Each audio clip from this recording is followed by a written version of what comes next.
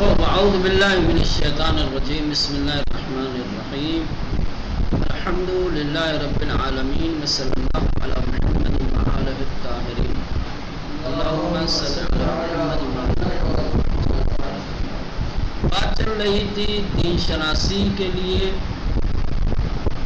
ہم سنت کے کیوں محتاج ہیں، یا دین شناسی میں سنت کی اہمیت، سنت کا مقام کیا ہے.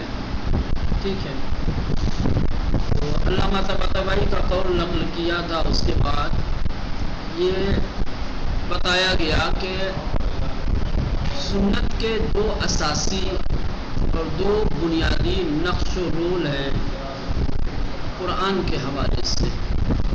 پہلے یہ کہ قرآن مجید میں جو اجمال ہے، قرآن مجید میں احکام شریعت کو جو جزئی طور پر بیان کیا گیا ہے، سنت ان اجمال کی تفصیل اور ان جزئیات کی تفصیل کرتی ہے اور وضاحت کے ساتھ، تفصیل کے ساتھ اس کو بیان کرتی ہے. دوسرا نقش یہ تھا کہ اہل بیت اطہار معصومین علیہ السلام کیا ہے، معلم قرآن ہے. قرآن مجید نے ان کے اس منصب کو بیان کیا ہے، آیات کے ذریعے سے اس کو واضح کیا تھا.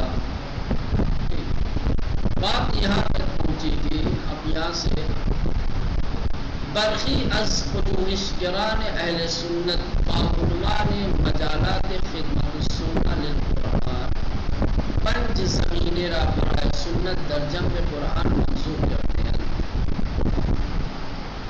سوال یہ تھا کہ قرآن کے ہوتے ہوئے ہمیں سنت کی کیا ضرورت ہے. اس کا جواب دیا جا چکا ہے، اور یہ بات صرف مکتب تشیع میں نہیں پائی جاتی کہ وہ قرآن کے ساتھ ساتھ سنت کو بھی اعتبار دیتے ہیں اور حجت مانتے ہیں، اور جس طریقے سے دین کا ایک منبع اور ایک سرچشمہ قرآن ہے، اسی طریقے سے سنت بھی دین کا ایک منبع اور سرچشمہ ہے. اہل سنت نے بھی قرآن کے ساتھ ساتھ سنت کو وہی درجہ اور وہی اعتبار دیا ہے قرآن کو ہے. اور بعض محققین جو اہل سنت کے ہیں، انہوں نے 5 زمینیں، 5 چیزیں سنت کے حوالے سے قرآن کی خدمت کے طور پر منظور کیا. تاکہ یہ سنت کی 5 چیزیں ایسی ہیں کہ جو قرآن کی خدمت گزار ہیں. یعنی جس طریقے سے قرآن مجید دین کا منبع ہے، سرچشمہ دین الہی ہے، اسی طریقے سے سنت کی یہ 5 باتیں بھی کیا ہے، دین کا سرچشمہ ہے. ان کے ذریعے سے دین کے مسائل اور ان کی تفصیلات کو جانا جا سکتا ہے. برخی از پژوہشگران اہل سنت کے جو بعض محققین ہیں بعنوان مجالات خدمت السنہ للقرآن، کہہ رہے ہیں کہ سنت کی خدمت قرآن کے لیے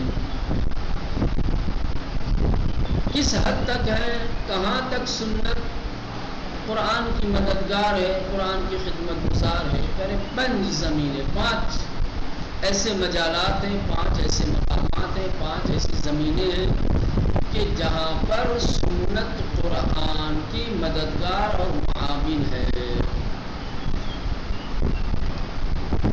ٹھیک، وہ کیا ہے؟ یہ ہے تقریر مضمون قرآن. تقریر مضمون قرآن. اگر کسی سنت میں قرآن کے مضمون کی تقریر کی گئی ہے تو یہ سنت بھی منبع دین حساب کیا جائے گا. تفسیر قرآن، جن روایتوں میں تفاسیر بیان کی گئی ہیں ان کو بھی قرآن جیسا ہی درجہ حاصل ہے، وہ بھی معتبر ہے. دین کا سرچشمہ ہے، تخصیص عمومات قرآن۔ قرآن میں جو عمومی چیزیں آئی ہیں، عام چیزیں آئی ہیں، ان کو جب تخصیص دی گئی ہے روایات کے ذریعے سے، مثلا قرآن نے ایک بات عمومی طور پر کہہ دی کہ کوئی قید، کوئی تخصیص نہیں لگائی، پھر نبی کریم نے آ کر کے یا اہل سنت کے قول کے مطابق کسی صحابی نے اس قرآن کی عمومیت کو تخصیص لگا دیا، اس کو خاص کر دیا، بات عام تھی اس کو خاص کر دیا۔ تو روایت میں، سنت میں جو تخصیص آئی ہے، یہ بھی کیا ہے؟ حجت ہے، معتبر ہے، یہ بھی دین کا سرچشمہ ہے۔ بیان موارد نسخ، روایات میں جو نسخ کے موارد بیان کیے گئے ہیں، قرآن کی کون کون سی آیتوں کا حکم اٹھایا جا چکا ہے، بدلا جا چکا ہے، ٹھیک؟ اگر روایت اس چیز کو بیان کرتی ہے، نسخ قرآن کے موارد کو بیان کرتی ہے، تو وہ بھی ابداء احکامی کی در قرآن نیز کچھ ایسے مسائل، کچھ ایسے احکام کی جو قرآن مجید میں نہیں ہیں، لیکن سنت و روایت میں وہ حکم بیان کیا گیا ہے، وہ سنت اور وہ روایت بھی کیا ہے؟ الخدمہ للقرآن کہا جائے گا، وہ بھی قرآن کے معامل ہے، وہ بھی قرآن کا جیسا ہی درجہ رکھتی ہے۔ بس تو یہ 5 وہ میادین ہیں کہ جس کو اہل سنت نے قرآن کے ساتھ ساتھ یا قرآن کے پہلو میں تسلیم کیا ہے، اور ان 5 چیزوں کو بھی قرآن کی طرح دین شناسی کا سرچشمہ اور منبع قرار دیا ہے۔ بے نظر میرے سنت در ہشت زمین در خدمت قرآن قرار دیا، وہی چگاہ محبریت و مصدریت قرآن ہم نہ باید فراموش کرتا۔ کریں کہ ہمارے خیال سے 5 نہیں بلکہ سنت کے 8 ایسے زمینیں ہیں جو خدمت قرآن کے لیے واقع ہوئے ہیں۔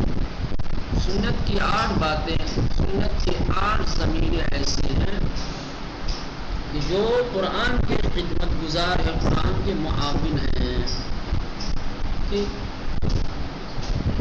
اب سوال یہ ہے کہ جب یہ روایتیں، جب یہ سنتیں، اس کے 8 موضوعات قرآن کے معاون، مددگار اور خدمت گزار ہیں، تو پھر قرآن کی محبریت اور مصدریت کا کیا ہوگا؟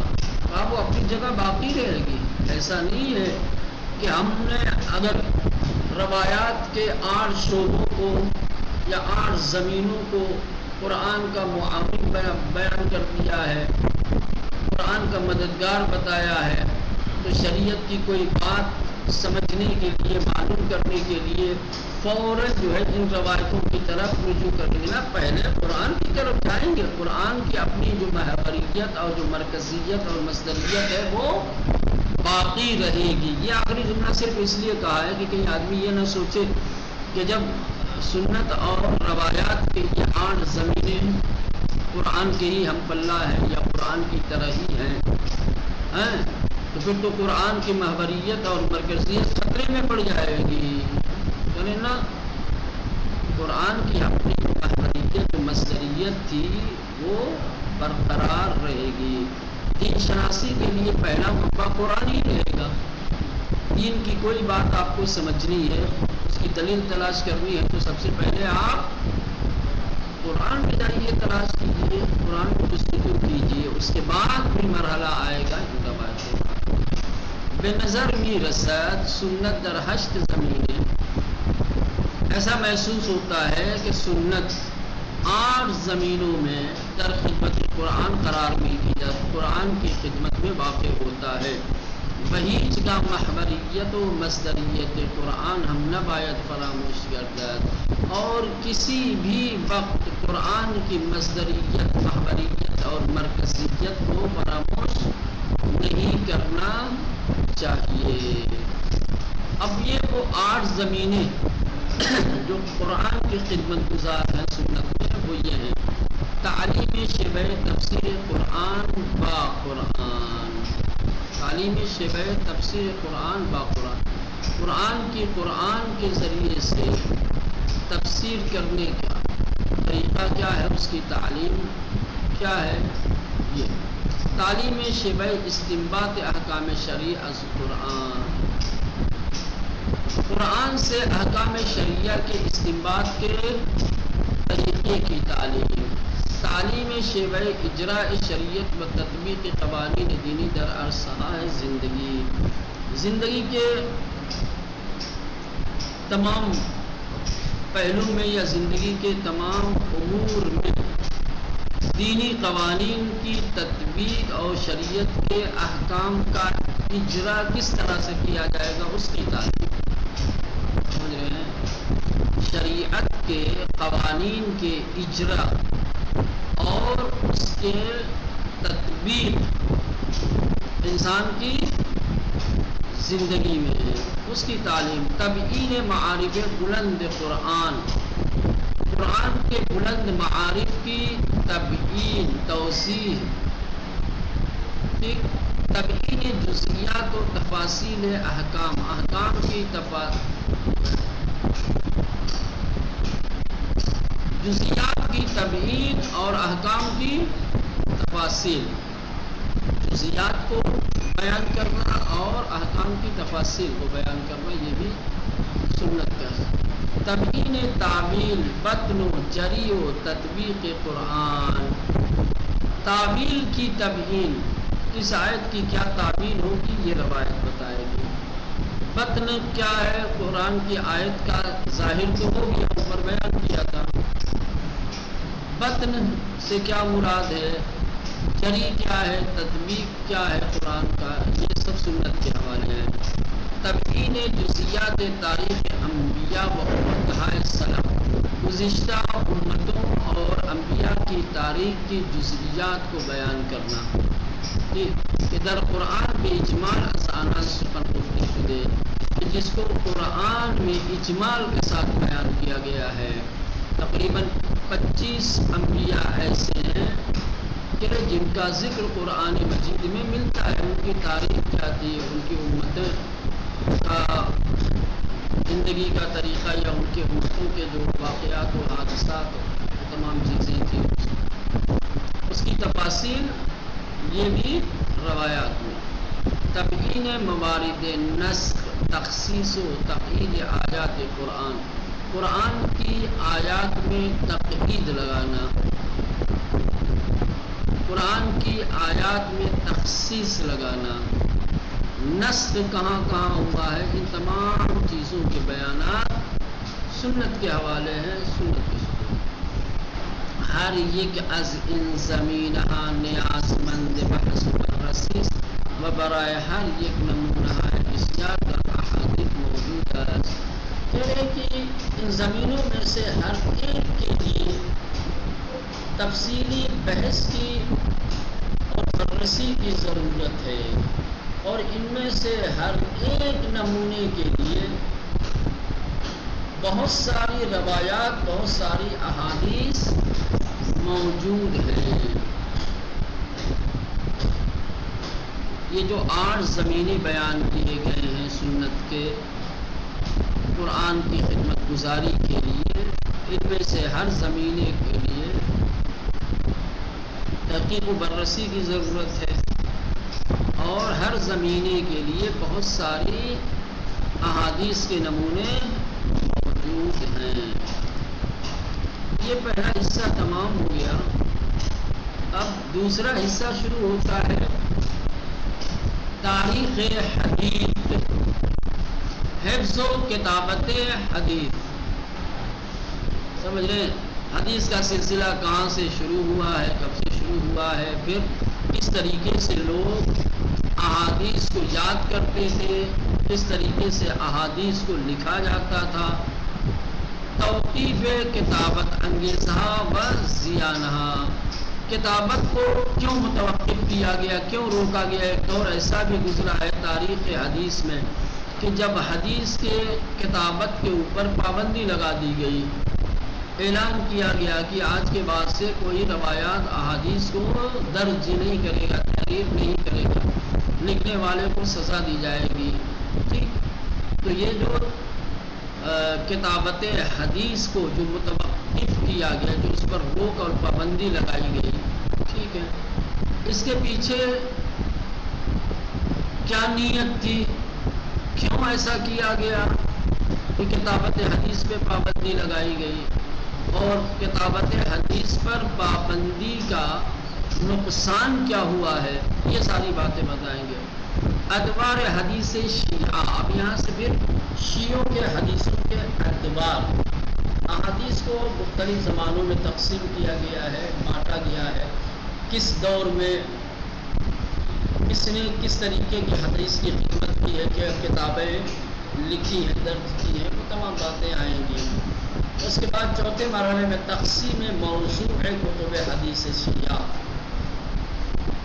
حدیث شیعہ کی کتابوں کی موضوعی تقسیم بندی، موضوع کے اعتبار سے تقسیم بندی، کس موضوع پہ کون سی کتاب موجود ہے۔ ادوار حدیث اہل سنت، اس کے بعد آخر میں حدیث اہل سنت کے ادوار، ٹھیک ہے، ان تمام چیزوں سے بحث کی جائے گی، ان کی تفاصیل آئندہ آئے گی۔ سب سے پہلے حفظ و کتابت حدیث، جس طریقے سے عصر پیغمبر میں وحی الہی اور قرآن کی آیات کو حفظ کرنے کا شوق اور جذبہ اصحاب پیغمبر میں تھا، اسی طریقے سے اقوال پیغمبر کو، ارشادات پیغمبر کو لوگ حفظ کرتے تھے، یاد کرتے تھے اور لکھتے تھے۔ اور خود نبی کریم نے بھی اس کی تشویق اور ترغیب کی تھی، تاکید کی تھی، اس کو لکھا تاکید پیغمبر و ائمہ بر حفظ حدیث جائز تردید نہ دارا، کہہ رہے کہ نبی کریم اور ائمہ معصومین علیہ السلام نے حدیث کے یادگیری اور اس کے حفظ کے سلسلے میں جو تاکید کی ہے، اس میں کسی طریقے کا کوئی شک اور تردید نہیں ہے۔ یہ بات مسلم ہے کہ نبی کریم نے اور ائمہ معصومین علیہ السلام نے لوگوں کو تاکید کی ہے اور ترغیب و تشویق دلائی ہے اس بات کی طرح کہ وہ احادیث کو یاد کریں۔ احادیث فراوانی کی مارا بے فراگیری نقل مذاکرے بحفظ حدیث فرامی خانت بر ان نقطے گواس۔ ہم نے تو یہ دعویٰ کیا ہے کہ نبی کریم اور ائمہ معصومین نے حفظ حدیث کے لیے تاکید کی ہے، اس سلسلے میں بہت ساری احادیث آپ کو مل جائیں گی کہ جو احادیث انسان کو حدیثوں کو یاد کرنے، اسے نقل کرنے، اس کے بحث و مباحثہ کرنے کے سلسلے میں ترغیب کرتی ہیں، تشویق کرتی ہیں، وہ بہترین گواہ اور شاہد ہیں ہمارے اس دعویٰ کے کہ نبی کریم اور ائمہ معصومین نے حفظ حدیث کی تاکید کی ہے۔ ایک دعویٰ ہے نا، نبی کریم اور ائمہ معصومین علیہ السلام نے حفظ حدیث کے سلسلے میں تاکید کی ہے، اور اس سلسلے میں بہت ساری احادیث، بہت ساری روایات موجود ہیں جن میں حفظ حدیث، نقل حدیث، مذاکرہ حدیث کی دعوت دی گئی ہے۔ احادیث فراوانی کے بہت ساری احادیث کے مارا جو ہمیں بے فراگیری، حفظ، فراگیری یعنی یاد کرنا، ٹھیک، حفظ کرنا، نقل بیان کرنا، مذاکرہ مباحثہ کرنا، حفظ حدیث اور حدیث کے حفظ کے سلسلے میں فرامی خانت دعوت دیتی ہے۔ پر ان نقطے گواس، اس نقطے پر بہترین شاہد، اور کس نقطے پر؟ نبی کریم اور ائمہ معصومین نے حفظ حدیث کی تاکید کی۔ اب یہاں سے چند حدیثیں نمونے کے طور پر پیش کریں گے کہ کس طریقے سے لوگوں کو تاکید کی گئی ہے، ترغیب و تشویق دلائی گئی ہے حفظ حدیث، نقل حدیث، مذاکرہ حدیث کی۔ رسول خدا صلی اللہ علیہ وآلہ وسلم فرمود، اللہ کے رسول نے ارشاد فرمایا من حفظ من امتی 40 حدیثا بعثه الله یوم القیامت عالما فقیها ولم يعذب. نبی کریم ارشاد فرماتے ہیں کہ میری امت کا جو شخص 40 احادیث یاد کرے گا، حفظ کرے گا، من حفظ جو یاد کرے گا، حفظ کرے گا، من امتی میری امت میں سے 40 حدیثاً، کتنی؟ 40 حدیثیں، بعثہ اللہ یوم القیامہ، تو اللہ تعالیٰ ایسے بندے کو قیامت کے دن مبعوث کرے گا، اٹھائے گا، عالماً، اس حال میں کہ وہ عالم ہوگا، فقیہن فقیہ ہوگا، ولم یعذب ہو، اور اس پر کسی طرح کا عذاب نہیں ہوگا.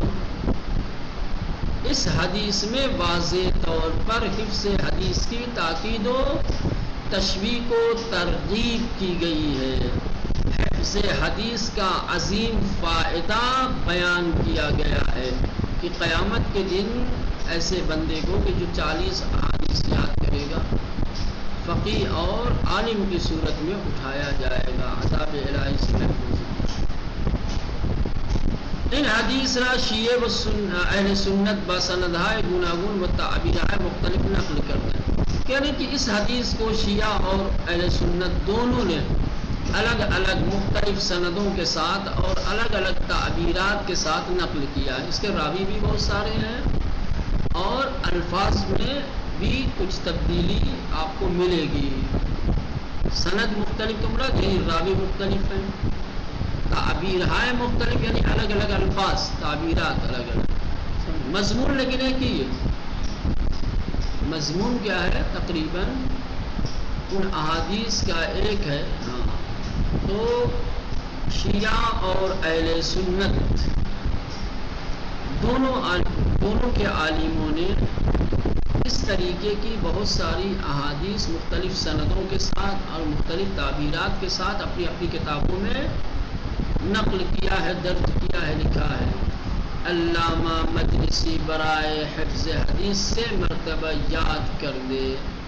نخست حفظ لفظ حدیث در ذہن یا کاغذ، دوم حفظ معانی حدیث و تفکر در دقائق قیاس، سوم حفظ حدیث مع عمل. کہہ رہے ہیں کہ جو حفظ حدیث ہے اس سے مراد کیا ہے؟ کیا حفظ حدیث بس زبانی یاد کر لینا، کلمات کو رٹ لینا ہے؟ علامہ مجلسی نے حفظ حدیث کے لیے 3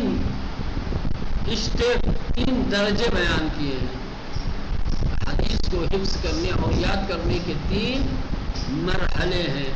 پہلا مرحلہ یہ ہے کہ انسان خود حدیث کو محفوظ کرے، اب وہ چاہے اپنے ذہن میں یا کاغذ کے اوپر لکھ کر، اسے حفظ حدیث کہا جائے. یہ پہلا مرحلہ ہے.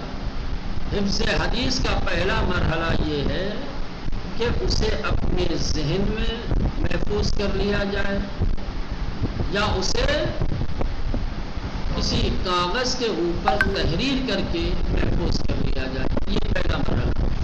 دوسرا مرحلہ یہ ہے کہ احادیث کے معانی کو حفظ کیا جائے اور جو دقائق اس کے اندر ہیں ان میں تدبر اور تفکر کیا جائے. یہ حفظ حدیث کا دوسرا مرحلہ جو پہلے مرحلے سے بھی بالا تر ہے کہ احادیث کے معانی کی حفاظت کی جائے، احادیث کے معانی کو سمجھا جائے اور اس میں تدبر اور تفکر کیا جائے. کلمات احادیث کو، الفاظ احادیث کو یاد کرنے کے ساتھ ساتھ ان کے معانی کو یاد کیا جائے اور جو باتیں اس میں بیان کی گئی ہیں ان میں تدبر اور تفکر کیا جائے. تیسرا اور آخری مرحلہ حفظ حدیث کا ہے، حفظ حدیث با عمل، کہ جو حدیث یاد کی ہے اس حدیث کے محتوا پر عمل بھی کیا جائے. خالی حدیث یاد نہ ہو، حدیث کا جو پیغام ہے، حدیث کا جو دستور ہے، حدیث جس بات کا حکم دیتی ہے، جسے روکتی ہے، اس کے اوپر کیا کیا جائے؟ تو یہ 3 مرحلے ہیں۔ تو یہ جو کہا گیا ہے کہ میری امت کا جو شخص 40 احادیث حفظ کرے گا، قیامت کے دن اللہ اسے عالم اور فقیہ کی صورت میں مبعوث ہے۔ حفظ حدیث سے مراد یہ 3 مرحلے ہیں۔ حفظ سے مراد صرف زبانی یاد کر لینا نہیں ہے۔ علامہ مجلسی کہتے ہیں حفظ حدیث کے 3 مرحلے ہیں۔ پہلا یہ کہ کلمات احادیث کو حفظ کیا جائے، یاد کیا جائے، اب چاہے ہم ذہنی طور پر یاد کریں یا کاغذ پر تحریر کر کے لکھ کر کے آپ اسے محفوظ کر لیں، یہ بھی حفظ کرنا ہے، ٹھیک ہے۔ لیکن یہ ایک مرحلہ ہے، پہلا قدم ہے حفظ حدیث کے لیے۔ دوسرا مرحلہ اور دوسرا قدم یہ ہے کہ اس کے معانی کو یاد کیا جائے اور جو اس کے حقائق اور دقائق ہیں اس میں تفکر اور تدبر سے کام لیا جائے، یہ دوسرا مرحلہ۔ اور سب سے بڑی چیز احادیث ہوتی ہے یا جو بھی پیغام الہی ہو یا پیغام علم معصومین علیہ السلام ہو، ان کی ہدایتیں، ان کی رہنمائیاں عمل کے لیے ہوتی ہیں۔ تو آخری مرحلہ حفظ حدیث کا یہ ہے کہ حدیث کو عمل کے ساتھ یاد کیا جائے۔ یہ علامہ مجلسی برائے حفظ حدیث، علامہ مجلسی نے حفظ حدیث کے لیے 6 مرتبے یاد کر دے، 3 مرحلے ذکر کیے ہیں۔ یاد کر دے یعنی 3 مرحلے بیان کیے ہیں، 3 اسٹیپس، 3 درجے یا 3 قدم بیان کیے ہیں۔ نخست پہلا مرحلہ اور پہلا قدم حفظ حدیث کا، حفظ لفظ حدیث، حدیث کے لفظ کو یاد کیا جائے در ذہن، ذہن میں یا کاغذ یا لکھ کر کے، فرق نہیں پڑتا۔ ذہن تیز ہے، ذہن میں محفوظ کر سکتے ہو الفاظ کو ذہن میں، اور اگر ذہن اس قابل نہیں ہے کہ اسے ذہن میں محفوظ رکھ سکو تو اسے لکھ کر کے، یہ پہلا مرحلہ ہے۔ تو وہ حفظ معانی حدیث، حدیث کے معانی کو حفظ کرنا، تفکر در دقائق آن، اور اس کے دقائق میں، اس کے حقائق میں، اس کی بیان کردہ چیزوں میں کیا کرنا؟ تفکر اور تدبر سے کام لینا، یہ دوسرا۔ سوم حفظ حدیث با عمل، تیسرا مرحلہ ہے حدیث کو حفظ کرنا عمل کے ساتھ۔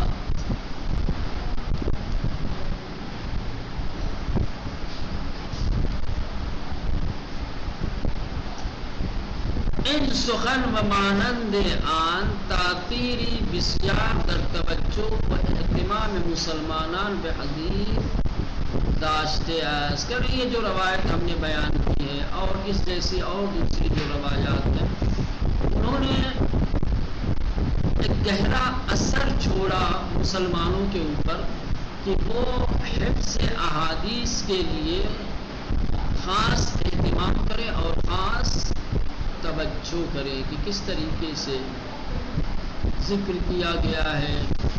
عالم فقیر میں شروع ہونا چھوٹی بات تھوڑی ہے، عذاب الہی سے حفظ حدیث کی صورت میں محفوظ ہو جانا بڑی بات تھوڑی۔ تو اس طریقے کی جو احادیث ہیں، ان احادیث نے کیا ہے بہت بڑا اثر چھوڑا ہے کن کے اوپر؟ مسلمانوں کے، کہ وہ حفظ حدیث کی طرف خاص توجہ دیں اور اس کے لیے خاص اہتمام کریں۔ ذہبی تذکرۃ الحفاظ را برائے شناساندن حاملان سنت پیغمبر نوشتے است۔ ذہبی نے ایک کتاب لکھی ہے جس کا نام ہے تذکرۃ الحفاظ۔ یہ کتاب ان لوگوں کے لیے ہے جو سنت پیغمبر کے حامل ہیں، ان کے تعارف میں کہ دنیا انہیں پہچانے کہ جو لوگ سنت پیغمبر کو یاد رکھتے ہیں، جو حاملان سنت پیغمبر، ان کا کیا مقام ہے، ان کا کیا درجہ ہے.